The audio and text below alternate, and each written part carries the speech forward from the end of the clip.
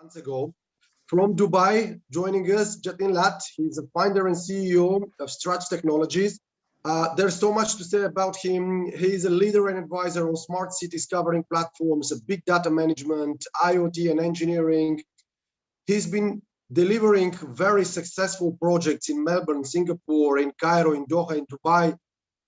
Those are, I know that from what I read about him, very successful, award-winning projects on smart city technologies, projects that use smart city technologies and strategies on delivering OPEX savings and efficiency. Jatin, I will leave it here. I'll leave it to you to tell us more about your work, about Stratch Technologies. Room, as I like to say, is yours. Thank you, Preslav. Let me just quickly share my screen.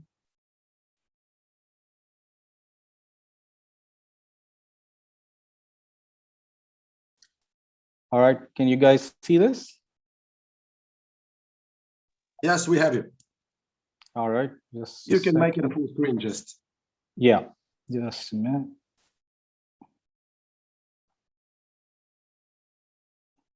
Is this better? Can you see this? Didn't work out. We see the screen. It's not a full screen. Go on, continue. We will deliver. All right. We will deliver the Okay, presentation. just 1 minute. I'm sorry.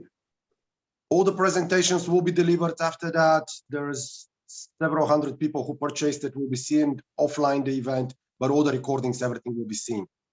Sure. Is this a full screen now? Indeed, yes. Okay, perfect. Good morning, good afternoon, everyone. I'm guessing there are people from all over the place, all over the world. Welcome, everybody. Thank you for having me here. Firstly, let me thank Preslav and the team organizing this event. It's a great event, and any focus on smart cities is something I'm always keen on and interested in. So, look, from an introduction point of view, Preslav's already said a lot. Please, I'm not as great. I'm still a work in progress, and I continue to work and learn each day. And yeah, I've been fortunate to be part of some of the great smart city projects across the world, and continue to be doing that. Also look forward to working in Africa at some point and provide my expertise and whatever knowledge I have, sharing that with some of the cities coming up in Africa. So look, today through this presentation, I would cover the dimensions, some use cases, touching on the benefits of smart cities. And finally, I'm going to be diving into the comparisons of different smart city deployments in Europe and Middle East. Right, so okay. So what is a smart city, right? So a smart city is basically a city that uses technology to provide services and solve problems across the city. It does improve upon transportation and accessibility, improving social services, promoting sustainability, and most importantly, giving its citizens a voice. So when we're talking about smart cities, there are certain features such as, supply of electricity and water, sanitation and managing waste, mobility and public transport, affordable housing, robust connectivity and digitization, and to top it all, the good governance and especially e-governance that comes into play with citizen participation. So these are typically the features of a smart city. And, when we dive into the various dimensions, as you see on the screen, you have the ICT dimension, which is a critical aspect.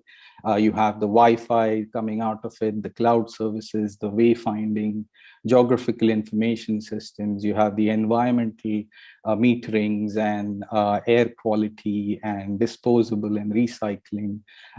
Then we have the smart governance, which is looking at open data and data laws and citizen IDs and so on. And you have smart infrastructure, smart living, and there's many aspects that go with the smart city. So when you look at a smart city delivery framework, it brings all these dimensions together, and you have various assets and information from multiple entities that are connected onto a centralized smart city platform. So data is collected, it's fused, refined, analyzed from various government entities as well as private sector, third parties. And this data empowers multiple apps for citizens, which you can see on the top, which can be things such as healthcare, mobility, security, education, and then further on providing visualization and dashboarding capabilities, which can be used for efficient operations of the city and management. So this basic architecture, then you have all the different use cases that go with the smart cities. I mean, this is just an introduction on smart cities, and I know the earlier presented also talked about all of these. Just to quickly run through them, you have the smart districts, where you have a smart district is basically a small mid-size development, a mixed-use development within a city, which is smart, interconnected, interoperable, and so on, which promotes sustainability, reduces energy cost, looks at building safety, environmental sustainability, so on. You have utilities where you look at the electricity metering to collect and analyze energy use, water use in real time, minimize the consumption, and so on. Water efficiency included in that. You have the smart security, which is basically about real-time situational awareness, protection of critical infrastructure. You have connected campuses and smart e-learning classrooms, which can be implemented from an education standpoint.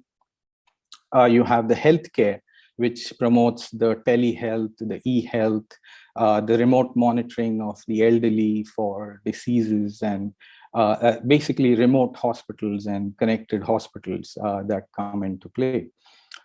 And then you have the IoT and the data enablement layer, which is a use case in itself, which can be applicable to various other aspects of the smart city, including some of the ones that I talked about before, but also things like parking and waste and parks and fleet management, noise detection, air quality, water quality, and so on. So what we've seen so far is all the different aspects of a smart city, and we've looked at the dimensions and use cases which show us what can be. However, in order for these to be implemented in a real life scenario, we look at some of the cities that have implemented smart city programs. These cities profile themselves as smart, but they deploy vastly different approaches to becoming a smart city. So let's explore these approaches these cities took, which will show us the commonalities and differences in patterns and principles for design and governance that are used. So we shall look at the design choices made, the development pathways adopted. Since these projects are in different geographical regions, these are different styles of policy making, planning, differences in culture, and even political system. So this particular graphic that you see is a very, very simplistic view of the process. In order to keep, in order to make sure everything's done in time, I've kind of put it to make it simpler to understand. So you have the resources and inputs, which is the first step towards starting off the smart city, where you look at the human resources, the entrepreneurships, the data that's already available, what sort of ICT and technology frameworks available, what sort of financial resources are put in place. Then we look at the dynamic actions, where these are continuous actions that a city has to take in order to make things happen, and things such as infrastructure, looking at upgrading the knowledge and the innovation. I'm sorry, did someone say something? No, that's perfectly fine. All right. Okay. No, I just heard somebody asking something. All right. So you have the dynamic actions on that side, and then you have the outcomes. So basically, we start off any project with certain outcomes in mind, and those are outcomes. For the sake of this PowerPoint, I've kept it to the mobility, the energy, healthcare, and certain smart elements around the environment. The underlying layer of any smart city is, of course, technology. At the end of the day, it's a platform that's integrating all of these things together. So, which is a very important aspect of the overall thing. So, moving ahead, so we're going to be looking at 4 different projects. We're looking at the Smart City Amsterdam. We're looking at Barcelona Smart City, looking at Dubai Smart City, and the Masdar City. The 3 out of them, Amsterdam, Barcelona, Dubai, are big cities in itself. Masdar City is a smaller development within the city of Abu Dhabi, but has some very unique features that they started out with. So moving on, in terms of Amsterdam Smart City, the Smart City program was set out with a primary goal of reducing CO2 emissions in 2008. The program was started with the focus on smart energy and smart grids by the city of Amsterdam through a 3-year project funded by the EU. For Barcelona, they launched the smart city in 2011, and it was in association with the European Union strategy to create more sustainable, smart, inclusive path for development. A national plan of smart cities was also introduced with objectives for 5G technology, interoperable virtual labs, smart tourism, public services platform, and rural territory development.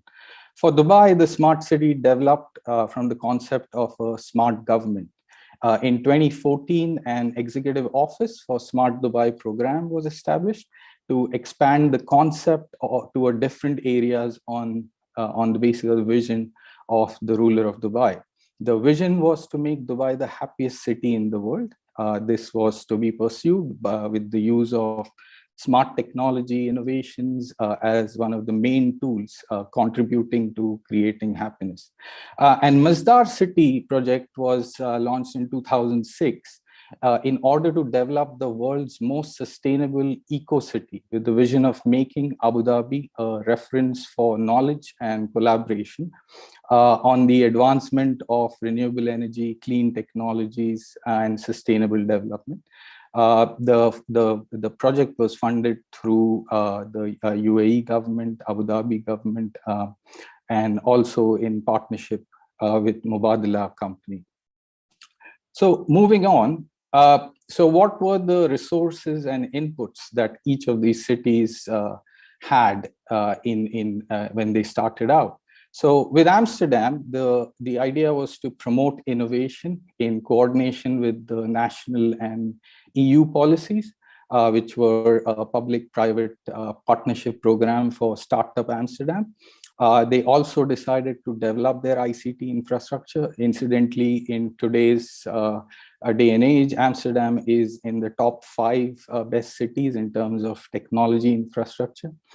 They also wanted to develop a single portal for data in Amsterdam, which was established in 2015, which uses big data technology. With Barcelona, the smart city strategy relies on its cyclic and cross-cutting innovation model, which is at the end of the day promoting entrepreneurship. So the establishment of a data office was really important. And again, the project was funded through the Horizon 2020 program of EU. With Dubai encouraged startups and innovative companies to set up in Dubai, establishing a significant number of high-tech free zones where 100% ownership of a company was allowed. The Smart Dubai initiative, which is the branding for the Dubai Smart City, was launched to support emerging technologies and entrepreneurs. And the project was funded through Dubai government. Abu Dhabi followed the national strategy for advanced innovation, which targets the establishment of an innovation platform. They wanted to attract innovative companies. Abu Dhabi established a policy for developing several free zones at a large scale and provided in order to attract them, provided them with high-end locations inside the city to come and set up their offices and so on. uh, apart from these inputs, there were various other inputs, of course, which were relating to educating, training people, nurturing and innovation, data aggregation, data processing, and each of these have been, you can see out of three how they have managed to do that. Some of them focused more on certain areas, some of them focused more on other areas. So that's how they went about it. So in terms of the dynamic actions, Amsterdam had Amsterdam Smart City Platform, ASC, for connecting ideas and challenges between municipalities, partners, and different companies. In 2011, the municipality of Amsterdam governed the platform with more than 70 public and private partners, also introducing an urban living lab. And finally, they have this coordination and communication programs using open house, which allows the citizens to participate and focuses on data laws and data accessibility. For Barcelona in 2015, the project outcomes pertain to the smart strategy development and implementation, the definition of a governance model and a communication framework, development of the community of citizens and developers, installation of SMEs, experimenting with different living labs. And they also offered an open source policy for citizens to collaborate and governments to be more open and transparent on information and data. The Smart Dubai government structure is based mainly on the visionary leadership and positive approach in developing happiness. So Dubai developed its first AI, artificial intelligence lab to support the Dubai's roadmap. And they wanted to infuse AI into the government services and operations. There were comprehensive documents on data authorization, data laws, data policies that were set and are already available and accessible online as of today. From a Masdar point of view, the holistic approach to develop renewable energy and sustainability by creating value chain from research to investment. So Masdar City launched the Sustainability Week, which most of you might have heard, which happens somewhere in the first quarter of every year, where you have a lot of companies from all over the world coming in to Abu Dhabi and participating in the Sustainability Week, where you have politicians and big CEOs coming in to these programs and providing their vision and all the various aspects around energy and sustainability. So it brings together all the policymakers, the industry specialists, the pioneers, and so on. So let's now look at the outcomes that actually happened from building a smart city, right? So in terms of Amsterdam, for mobility, Amsterdam is known as the world capital for cycling, right? So they developed smart mobility solutions through smart bicycling, along with electric car and car sharing in terms of private transportation. They also provide a network platform for public transport and a smartphone application in order for residents and citizens and visitors to use that application when they come visiting Amsterdam. They have, from an energy standpoint, they have a City Zen project, which was launched on urban energy transition to integrate new energy solutions in existing buildings and systems. There are virtual power plants for storage and trade of surplus energy. Then there are other district heating and comfort cooling solutions as part of this project. The other aspect from an automation standpoint was the online platform for people to share projects and initiatives and look for collaboration. Prislav, am I good for time still? Yeah, I wanted to ask you to wrap it up if you can in the next couple of minutes. Give me 2-3 minutes maximum. Yeah, so in terms of Barcelona, the connected mobility, safe and smart mobility for pedestrians and cycling, clean, affordable, efficient public transport and integrating EVs into the transport system was part of the Barcelona Smart Mobility. Barcelona's energy company also incorporates smart energy with the mission of producing 100% certified renewable energy supply plan. And Barcelona seeks a two-way communication and co-creation of solutions and policies with its citizens. So there's an app for this, and you can do that. Incidentally, with both Amsterdam and Barcelona, the healthcare wasn't included in the initial smart city development process. However, it is now being considered, and the outcomes of that will be available in the next year or so, hopefully. With Dubai, smart mobility projects were mainly limited to smart parking and traffic control, and they're also promoting electric vehicles now as part of their plan.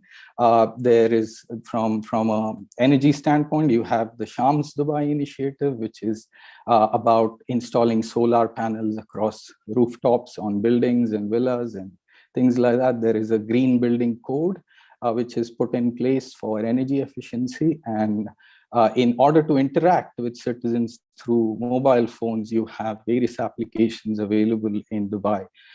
And mainly from a healthcare standpoint, you have the DHA, which is Dubai Health Authority, smart applications, which provide services such as patient services, blood donation, medical fitness. In fact, even for the COVID vaccines, we have an app which allows us to book appointments and go to the center and basically have the whole thing done within a matter of 15, 20 minutes, which is a great initiative again. From Masdar City, you have the smart transportation policies where you have the elimination of car use. You have looking at the clean energy worldwide from Masdar point of view, and the objective is to make Abu Dhabi a hub for sustainability and renewable energy. So they have a lot of green building projects with eco villas, solar PV plants, wind towers, and so on. They also have a unified service desk for registration and licensing and complete online things. Masdar is also developing a e-health platform for their residents to make their health better and decisions better. And of course, there are other outcomes that came out of these things as well, which have been put there. Of course, a lot of them are still under development, and the point ratings keep changing as they keep developing on it. So in conclusion, through my talk, my objective was to show that smart city development in Amsterdam is based on business-driven approach, which puts innovation at its core. Masdar's choice reflects technological optimism. Social inclusion is the focus of Barcelona Smart City, and the visionary, ambitious leadership is the main driver behind Smart Dubai. This variety makes their smart city development pathways different, but they also have commonalities. In all cases, smart city development took off in a response to environmental challenges and the need to make the city future-proof. Thank you very much. Thank you very much, Jatin.